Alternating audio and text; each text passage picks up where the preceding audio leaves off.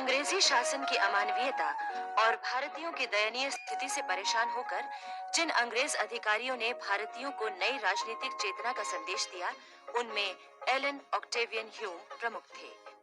Hume साहब ने यह अच्छी तरह महसूस कर लिया था कि सन 1857 जैसे असंतोष के भीषण विस्फोट से बचने के लिए एक नई राजनीतिक संस्था की बहुत जरूरत है। उन्होंने उस समय के वायसराय लॉर्ड डफरिन के साथ विचार विमर्श किया। इसके बाद ह्यूम साहब ने भारतीय नेताओं से भी बातचीत की। उन्होंने भारतीय नेताओं को जगाने के उद्देश्य से कहा था, अगर देश के पढ़े लिखे लोगों में से केवल 50 लोग भी सामने नहीं आ सकते, तो भारत के लिए उन्नत जीवन की आशा करना बेकार है। भारतवासी विदेशी हाथों की कठपुतली बने रहेंगे। ह्यूम साहब की इस अपील का बड़ा जोरदार प्रभाव पड़ा। उन्हें लगा कि एक अंग्रेज उन्हें ललकार रहा है और स्वतंत्रता की ओर बढ़ने के लिए कह रहा है। इससे बड़ी बात और क्या हो सकती है। इधर भारतीय नेता अखिल भारतीय कॉन्फ्रेंस की तैयारी में जुट गए। उधर ह्यूम साहब ब्रिटिश पार्लियामेंट के सदस्यों से बातचीत करने लंदन गए। ह्यूम साहब ने अपनी इस संस्था का नाम नेशनल यूनियन रखा और इसका अधिवेशन पूना में होना निश्चित हुआ था। किंतु जब वो 2 दिसंबर 1885 को लंदन से लौटकर बंबई पहुंचे, तो उन्हें मालूम हुआ कि कलकत्ता की इंडियन एसोसिएशन संस्था ने अपना राष्ट्रीय सम्मेलन 25 से 27 दिसंबर तक बुलाया है। तो ह्यूम साहब ने अपनी संस्था का नाम बदलकर नेशनल कांग्रेस कर दिया और इसके प्रथम अधिवेशन की तिथियां भी 28 से 30 दिसंबर 1885 तय कर दी। किंतु पूना में हैजा फैलने के कारण अधिवेशन का स्थान बदलकर बंबई किया गया। बंबई प्रेसिडेंसी एसोसिएशन ने इतने कम समय में भी अधिवेशन कराने की जिम्मेदारी ले ली। इस तरह नेशनल कांग्रेस का प्रथम अधिवेशन बंबई में होना निश्चित हुआ। गोकुलदास तेजपाल संस्कृत विद्यालय में प्रतिनिधियों के ठहरने का इंतजाम किया गया। अधिवेशन की सारी तैयारियां हो गईं और सभी प्रतिनिधियों को स्थान परिवर्तन की सूचना तार द्वारा दे दी गई।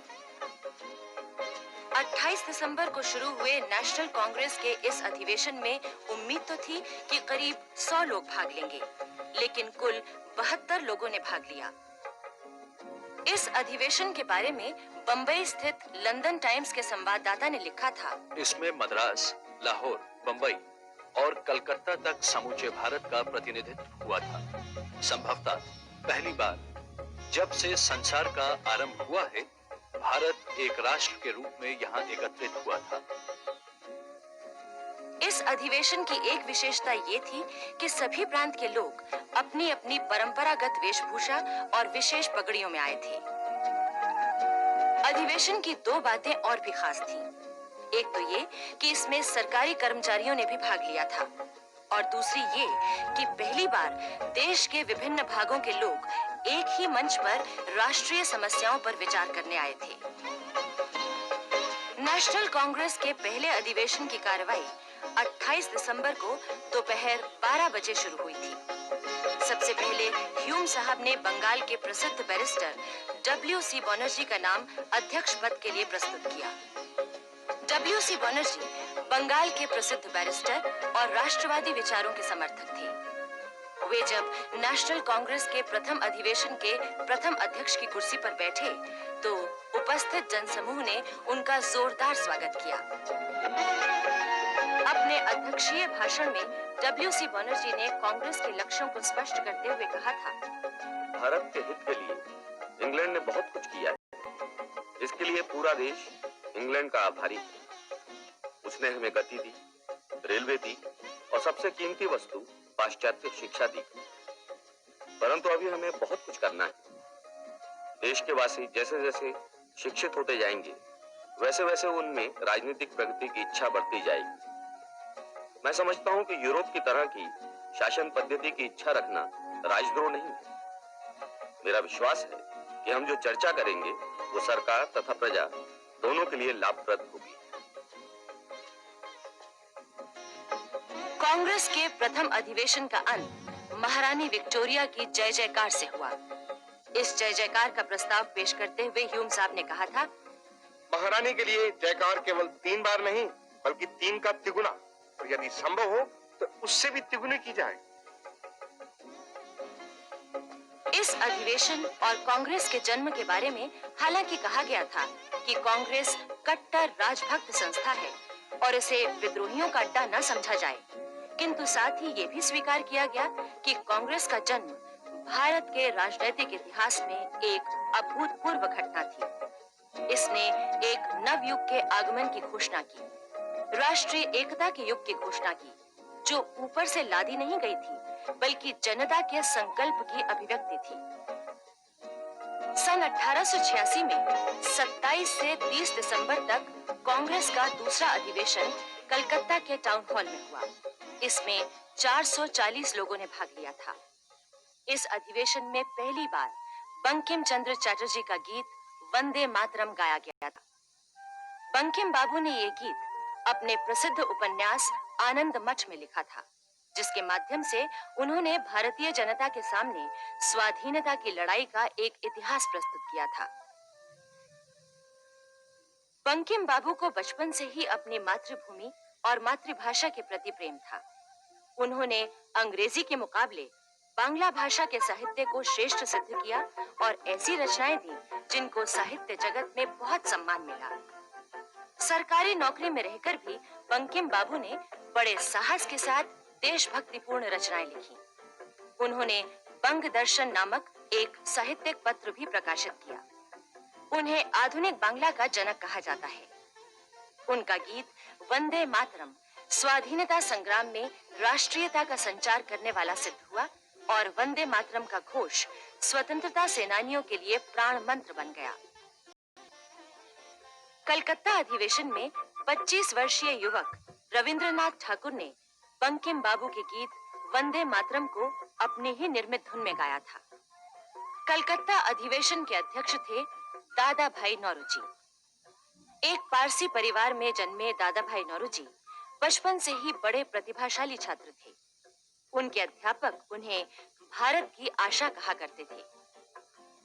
शिक्षा प्राप्त करते ही दादा भाई गणित के प्रोफेसर बन गए और तभी से राजनीति में भाग लेने लगे थे।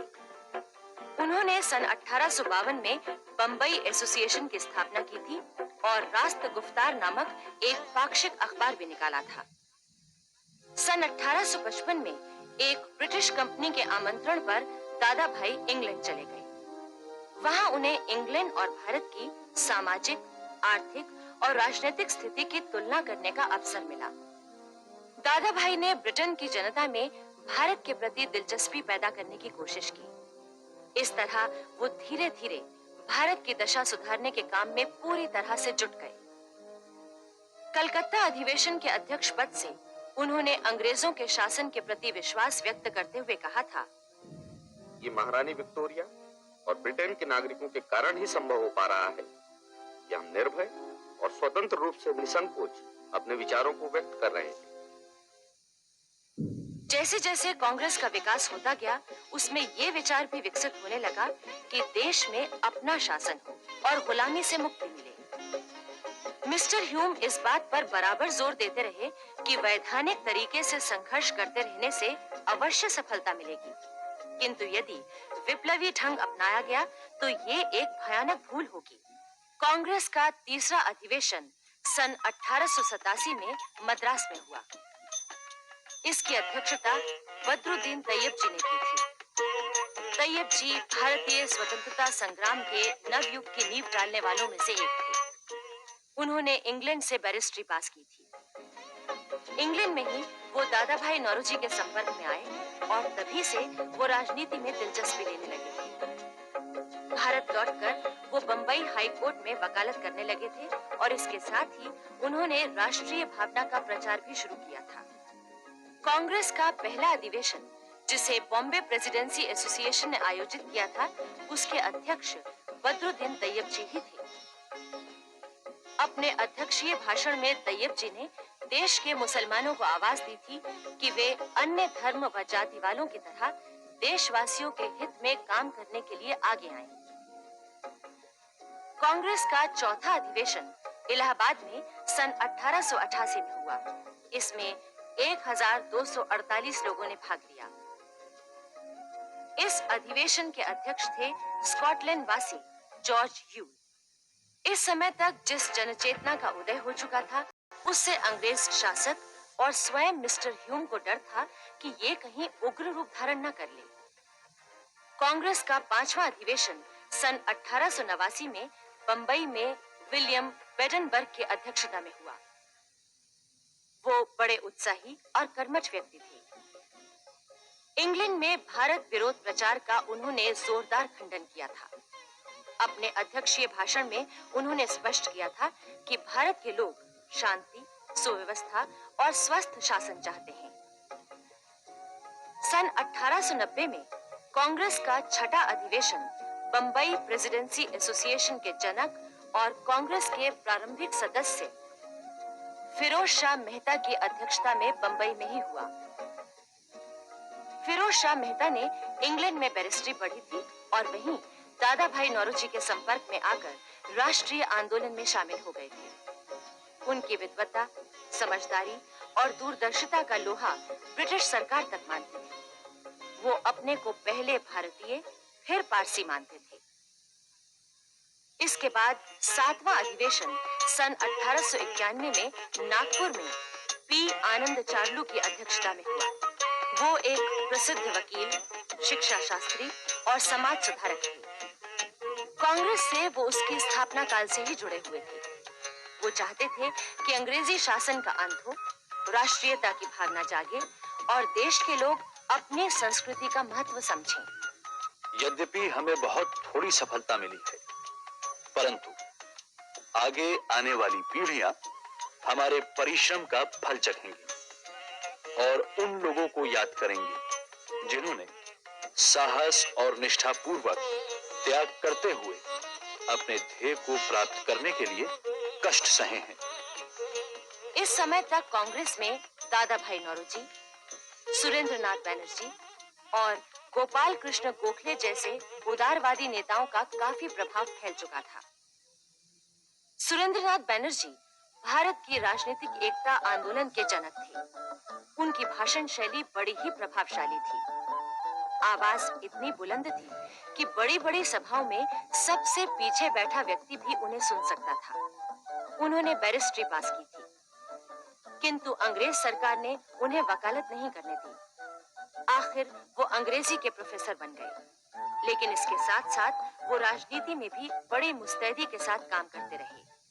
गोपाल कृष्ण गोखले एक साधारण परिवार में जन्मे थे, किंतु अपनी प्रतिभा के बल पर उन्होंने केवल 18 वर्ष की आयु में ही बीए कर लिया था।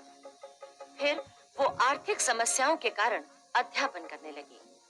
साथ ही साथ उन्होंने कानून की पढ़ाई भी जारी रखी। वो राजनीति और शिक्षा को मिलाने के पक्ष में नहीं थे। उनकी स्पष्ट धारणा थी कि देश सेवा करने का मुख्य उपाय यही है कि हम अपना जीवन निष्पाप बनाएं। लेकिन इसी समय कांग्रेस में कर्म दल का उदय हुआ।